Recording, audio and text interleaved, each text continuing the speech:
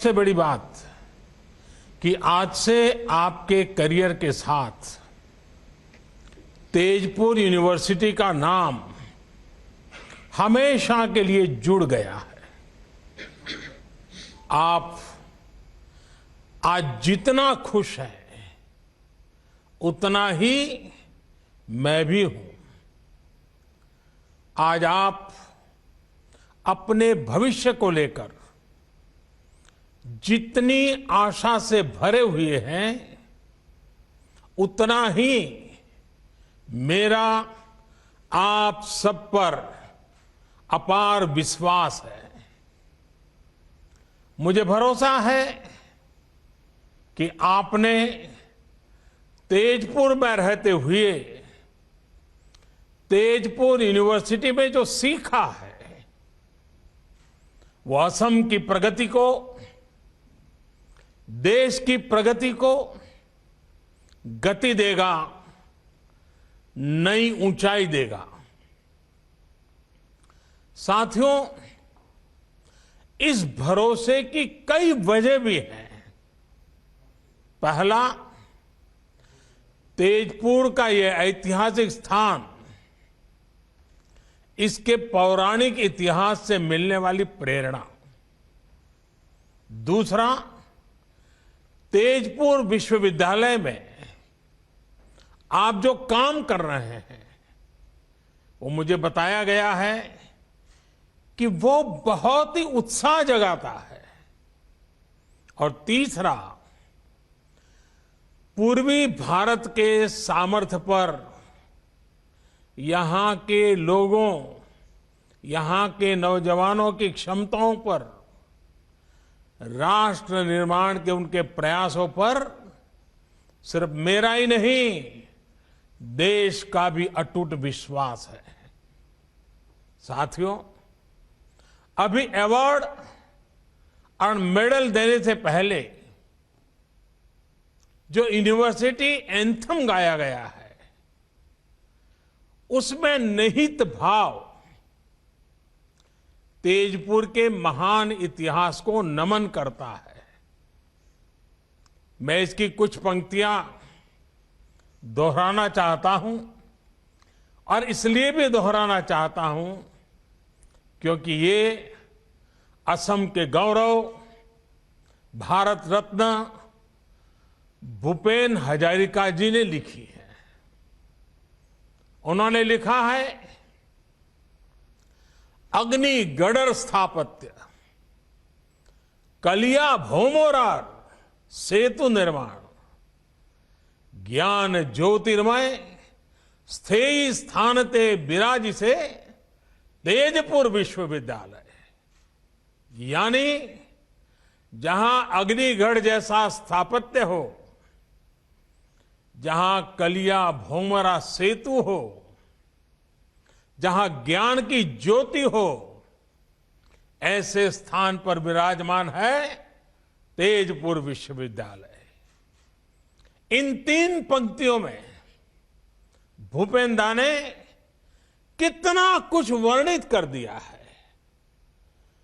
अग्निगढ़ का राजकुमार अनिरुद्ध, राजकुमारी उषा, भगवान श्री कृष्ण से जुड़ा इतिहास, महान ओहोम शूरवीर कलिया भौमारा फुकुर की दृढ़दृष्टि, ज्ञान का भंडार, ये तेजपुर की प्रेरणा है। भूपेंद्र के साथ ही ज्योति प्रसाद अग्रवाल, विष्णु प्रसाद राभा, ऐसे महान व्यक्तित्व तेजपुर की पहचान रहे हैं। आप इनकी कर्मभूमि में, जन्मभूमि में पड़े हैं और इसलिए आप में गर्व का भाव होना और गौरव के कारण आत्मविश्वास से भरा हुआ आपका जीवन होना, ये बहुत स्वाभाविक है। साथियों, हमारा देश इस वर्ष अपनी आजादी के 75 वर्ष में प्रवेश कर रहा है। सैकड़ों वर्षों की गुलामी से मुक्ति दिलाने के लिए असम के अनगिनत लोगों का योगदान है। जो उस समय थे, उन्होंने देश की आजादी के लिए जीवन दे दिया, अपनी जवानी खपा दी। अब आपको नए भारत के लिए, आत्मनिर्भर भारत के लिए जी करके दिखाना है, जीवन को सार्थक करके दिखाना है। अब से लेकर भारत की आजादी के 100 वर्ष पूरे होने तक ये 25-26 साल आपके जीवन के भी स्वर्णिम वर्ष हैं। आप कल्पना कीजिए, 1920-21 में जो नौजवान, जो बेटी आपकी उम्र की होगी, आज आप जिस उम्र के होंगे, 1920-21 के कालखंड में वो क्या सपने देखते होंगे, वो अपने किन बातों के लिए जीवन ढालते होंगे, किन कामों की पूर्ति के लिए अपने आप को खपाते होंगे। अगर थोड़ा सा स्मरण करें 100 साल पहले आप ही की उम्र के लोग क्या करते थे, तो आज आगे के लिए आपको क्या करना, ये सोचने में देर नहीं लगेगी। ये आपके लिए गोल्डन पीरियड है। तेजपुर का तेज पूरे भारत में, पूरे विश्व में फैलाइए। असम को, नॉर्थ ईस्ट को विकास की नई ऊंचाइयों पर ले जाइए। हमारी सरकार आज जिस तरह नॉर्थ ईस्ट के विकास से जुटी है, जिस तरह कनेक्टिविटी, एजुकेशन, हेल्थ, हर सेक्टर में काम हो रहा है, उससे आपके लिए अनेकों नई संभावनाएं बन रही हैं। इन संभावनाओं का पूरा लाभ उठाइए। आपके प्रयास ये बताते हैं कि आप में क्षमता भी है, नया सोचने, नया करने का सामर्थ्य भी है। साथियों, तेजपुर यूनिवर्सिटी की एक पहचान अपने इनोवेशन सेंटर के लिए भी है। आपके grass root innovations vocal for local को भी नई गति देते हैं, नई ताकत देते हैं। ये इनोवेशंस स्थानीय समस्याओं को सुलझाने में काम आ रहे हैं, जिससे विकास के नए द्वार खुल रहे हैं। अब जैसे मुझे बताया गया कि आपके डिपार्टमेंट ऑफ केमिकल साइंस ने पीने के पानी को साफ करने के लिए एक कम कीमत वाली आसान टेक्नोलॉजी पर काम किया है। इसका लाभ असम के अनेक गांवों को हो रहा है। बल्कि मुझे तो ये बताया गया कि अब ये नई टेक्नोलॉजी छत्तीसगढ़ में, उड़ीसा में, बिहार में, कर्नाटक, राजस्थान जैसे राज्यों तक भी पहुंच रही है। मतलब ये आपकी कीर्ति पताका फैल रही है। भारत में इस प्रकार की टेक्नोलॉजी के विकास से हर घर जल पहुंचाने का जल जीवन मिशन को जो सपना है, उसको एक सशक्तिकरण होगा। साथियों, पानी के अलावा गांवों में वेस्ट टू एनर्जी, कचरे से कंचन, इसमें बदलने का जो बीड़ा आपने उठाया है, उसका प्रभाव भी बहुत बड़ा है। फसलों के अवशेष हमारे किसानों और हमारे पर्यावरण दोनों के लिए बड़ी चुनौती है। बायोगैस और ऑर्गेनिक फर्टिलाइजर से जुड़ी एक सस्ती और प्रभावी टेक्नोलॉजी को, उसको लेकर जो काम आप अपनी यूनिवर्सिटी में कर रहे हैं, उससे देश की एक बहुत बड़ी समस्या हल हो सकती है। साथियों, मुझे ये भी जानकारी दी गई है कि तेजपुर यूनिवर्सिटी नॉर्थ ईस्ट की बायोडायवर्सिटी और रिच हेरिटेज को संरक्षित करने का भी अभियान चला रही है। नॉर्थ ईस्ट के आदिवासी समाज की वो भाषाएं जिन पर विलुप्त होने का खतरा है, उनको डॉक्यूमेंट करना बहुत सराहनीय काम है। इसी तरह संत श्रीमंत शंकरदेव जी की जन्मभूमि नौगांव के बाताद्रव स्थान में सदियों पुरानी लकड़ी पर उकेरी गई कला का, उसका प्रिजर्वेशन हो, या फिर गुलामी के कालखंड में लिखी गई असम की किताबों और पेपर्स का डिजिटीकरण हो, आप वाकई इतने विविध कामों पर लगे हुए हैं।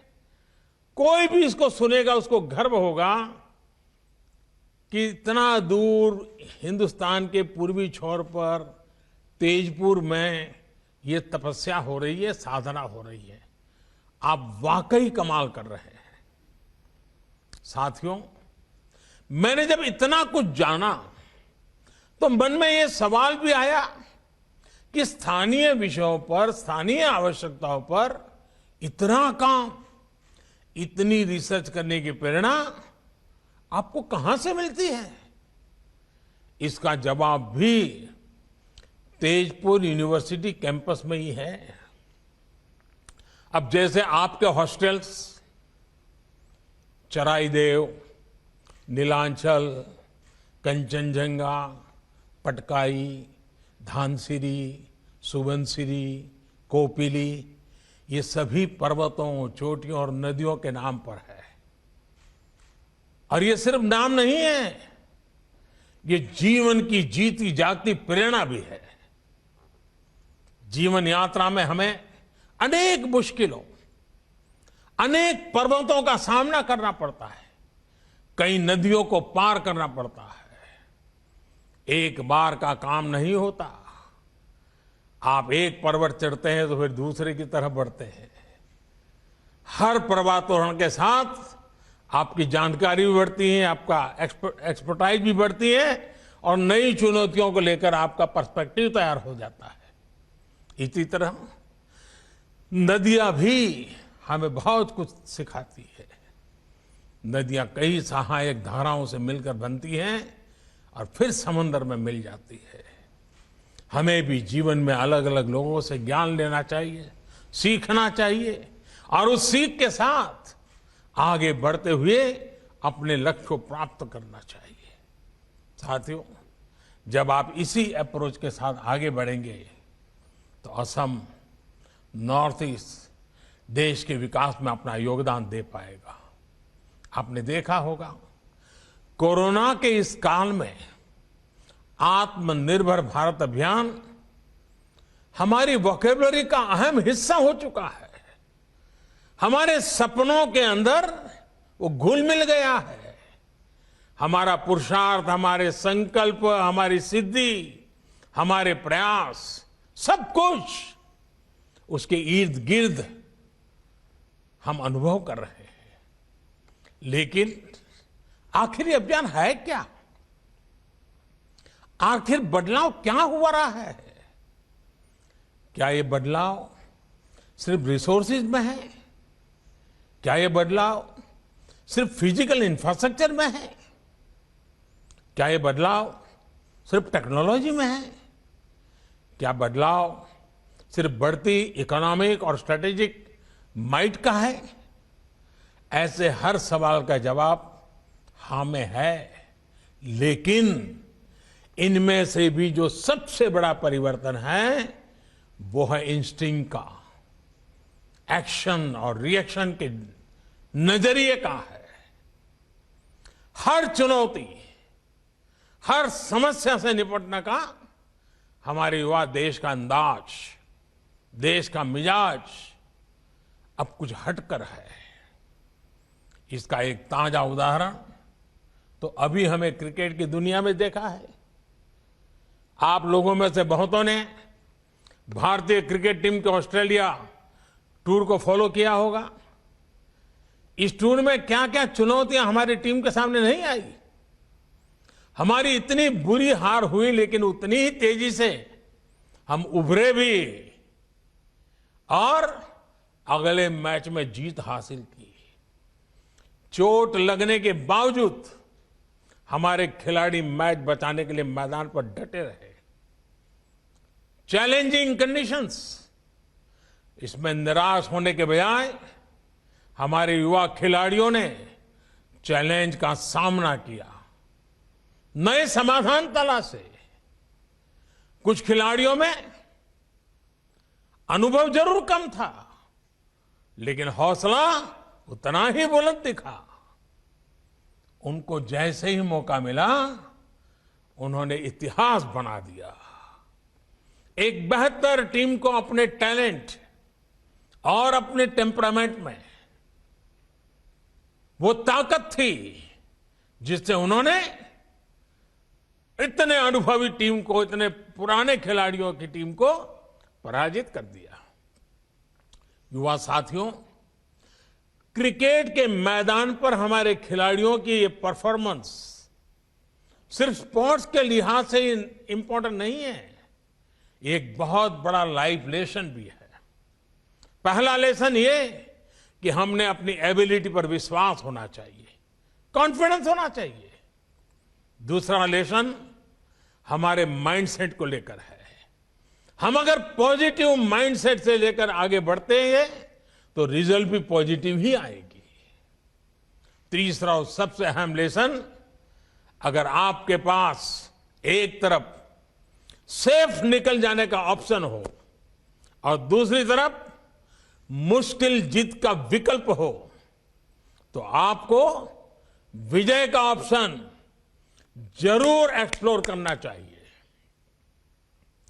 अगर जीतने की कोशिश में कभी कभार असफलता भी हाथ लगे तो इसमें कोई नुकसान नहीं है। रिस्क लेने से, प्रयोग करने से डरना नहीं है। हमें प्रोएक्टिव और फियरलेस होना ही पड़ेगा। हमारे भीतर जो फेल्यूर का डर होता है, हम जो अननेसेसरी प्रेशर अपने ऊपर लेते हैं, उससे जब आप बाहर निकलेंगे तो फियरलेस बनकर उभरेंगे भी। साथियों, हौसले से भरा हुआ अपने लक्ष्यों के प्रति समर्पित भारत सिर्फ क्रिकेट की फील्ड पर दिखता है ऐसा नहीं है। आप भी तो इसी ही एक तस्वीर है। आप आत्मविश्वास से, सेल्फ कॉन्फिडेंस से भरे हैं। आप लीड से हटकर सोचने और चलने में डरते नहीं हैं। आपके जैसे इसी युवा ऊर्जा ने कोरोना के खिलाफ अपनी लड़ाई में ही भारत को बहुत मजबूती दी है। आपको याद होगा, इस लड़ाई की शुरुआत में ऐसी आशंकाएं जताई गई थी कि इतनी बड़ी आबादी वाला भारत रिसोर्सेज के अभाव में कोरोना से तबाह हो जाएगा। लेकिन भारत ने दिखाया कि रिजॉल्व और रेजिलियंस अगर आपके पास है तो रिसोर्सेज तैयार होते देर नहीं लगती। भारत ने यही किया। भारत ने हालत से समझौता करने के बजाय, मुसीबत बढ़े इसका इंतजार करने के बजाय तेजी से फैसले लिए, प्रोएक्टिव होकर फैसले लिए। इसी का परिणाम है कि भारत वायरस से ज्यादा प्रभावी रूप में बढ़ पाया, प्रभावी रूप से लड़ पाया। मेड इन इंडिया सॉल्यूशन से हमने वायरस के फैलाव को कम किया, अपने हेल्थ इंफ्रा को बेहतर किया। अब हमारे वैक्सीन से जुड़ी रिसर्च और प्रोडक्शन की क्षमता भारत के साथ साथ दुनिया के अनेक देशों को सुरक्षा कवच का विश्वास दे रही है। अगर हम अपने वैज्ञानिकों, अपने रिसर्चर्स, अपने स्कॉलर्स, अपने साइंटिस्ट, अपनी इंडस्ट्री की ताकत पर भरोसा ना करते तो क्या ये सफलता संभव हो पाती? और साथियों, सिर्फ हेल्थ सेक्टर ही क्यों, हमारा डिजिटल इंफ्रास्ट्रक्चर ही लीजिए। अगर हम भी ये मानकर बैठ जाते कि भारत में लिटरेसी के अभाव में डीबीटी, डायरेक्ट बेनिफिट ट्रांसफर, और डिजिटल लेन देन संभव नहीं है, तो क्या कोरोना जैसे संकट में सरकार गरीब से गरीब तक इतने प्रभावी ढंग से पहुंच पाती? आज जिस फिनटेक में, डिजिटल इंक्लूजन में हम दुनिया के अग्रणी देशों में शामिल हैं, वो क्या कभी संभव हो पाता? आज का भारत समस्या के समाधान के लिए एक्सपेरिमेंट से भी नहीं डरता और बड़े स्केल पर काम करने से भी पीछे नहीं हटता। सबसे बड़ा बैंकिंग इंक्लूजन अभियान भारत में हो रहा है। टॉयलेट बनाने का सबसे बड़ा अभियान भारत में। हर गरीब परिवार को घर देने का अभियान भारत में। घर घर जल पहुंचाने का सबसे बड़ा अभियान भारत में। सबसे बड़ी हेल्थ एश्योरेंस स्कीम भारत में। और अब सबसे बड़ा टीकाकरण अभियान भी भारत में। इन सब का बहुत बड़ा लाभ नॉर्थ ईस्ट को हुआ है, असम के लोगों को हुआ है। ऐसे कार्यक्रम तभी चल सकते हैं जब देश और समाज आत्मविश्वास से भरा हो। देश यथास्थिति को बदलने के लिए, इनोवेट करने के लिए पूरी शक्ति लगा रहा हो। साथियों, आज जिस प्रकार दुनिया में, भारत में नई टेक्नोलॉजी का प्रसार हो रहा है, उससे हर क्षेत्र में नई संभावनाएं पैदा हो रही है। आज हम बिना ब्रांच के बैंक, बिना शोरूम के रिटेल बिजनेस, बिना डाइनिंग हॉल के क्लाउड किचन, ऐसे अनेक प्रयोगों को रोजमर्रा की जिंदगी में देख रहे हैं। ऐसे में यह भी संभव है कि भविष्य की यूनिवर्सिटी पूरी तरह से वर्चुअल हो और दुनिया भर से स्टूडेंट्स और फैकल्टीज किसी भी यूनिवर्सिटी का हिस्सा बन सके। इस प्रकार की ट्रांसफॉर्मेशन के लिए हमारे पास एक जरूरी रेगुलेटरी फ्रेमवर्क होना बहुत जरूरी है। नई नेशनल एजुकेशन पॉलिसी के माध्यम से लगातार उसकी कोशिश की जा रही है। इस पॉलिसी में टेक्नोलॉजी के ज्यादा से ज्यादा उपयोग, मल्टी डिसिप्लिनरी एजुकेशन और फ्लेक्सिबिलिटी को प्रोत्साहित किया जा रहा है। नई नेशनल एजुकेशन पॉलिसी डाटा और डाटा एनालिटिक्स के लिए हमारे एजुकेशन सिस्टम को तैयार करने पर बल देती है। डाटा एनालिटिक्स की मदद से एडमिशन से लेकर टीचिंग और इवैल्यूएशन तक पूरी प्रक्रिया बहुत बेहतर हो जाएगी। मुझे विश्वास है कि Tezpur university national education policy के इन लक्ष्यों को सिद्ध करने में अहम भूमिका निभाएगी। मुझे तेजपुर यूनिवर्सिटी के ट्रैक रिकॉर्ड और उसके सामर्थ्य पर पूरा भरोसा है और मैं अपने स्टूडेंट साथियों को ये बात विशेष तौर पर कहूंगा कि जब आपकी फॉर्मल एजुकेशन पूरी होती है तो आप सिर्फ अपने फ्यूचर के लिए नहीं बल्कि राष्ट्र के फ्यूचर के लिए काम करते हैं। आप बस एक बात याद रखें, अगर आपका पर्पज ऊंचा है तो आपको जीवन के उतार चढ़ाव से उतना असर नहीं पड़ेगा। आपके जीवन के आने वाले 25-26 साल आपके कैरियर के साथ साथ देश के भाग्य को भी तय करने वाले हैं। मुझे विश्वास है कि आप सभी देश को नई ऊंचाई पर पहुंचाएंगे। 2047 जब देश आजादी का 100 साल मनाता होगा तो यही 25-26 साल का कालखंड आपके योगदान से, आपके पुरुषार्थ से, आपके सपनों से भरा हुआ होगा। कल्पना कीजिए, आजादी के शतक में आपके 25 साल कितना बड़ा रोल पैदा करने वाले हैं। आइए साथियों, अपने आप को उन सपनों के लिए सज्ज कीजिए। चल पड़े, संकल्प के साथ चल पड़े, सपनों को लेकर चल पड़े, सिद्धि पाने के मकसद से निकल पड़े। देखिए, जीवन सफलताओं की एक एक ऊंचाई को पार करता जाएगा। आज के इस पवित्र अवसर पर आपके परिवारजनों को, आपके शिक्षक जगत को, आपकी सभी फैकल्टीज को, आपके सपनों को, सबको बहुत बहुत शुभकामनाएं देता हूं। अनंत अनंत शुभकामनाएं देता हूं।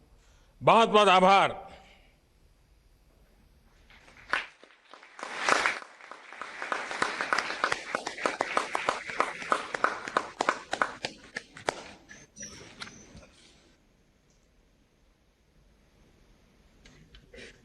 I request the Chancellor to declare the convocation closed.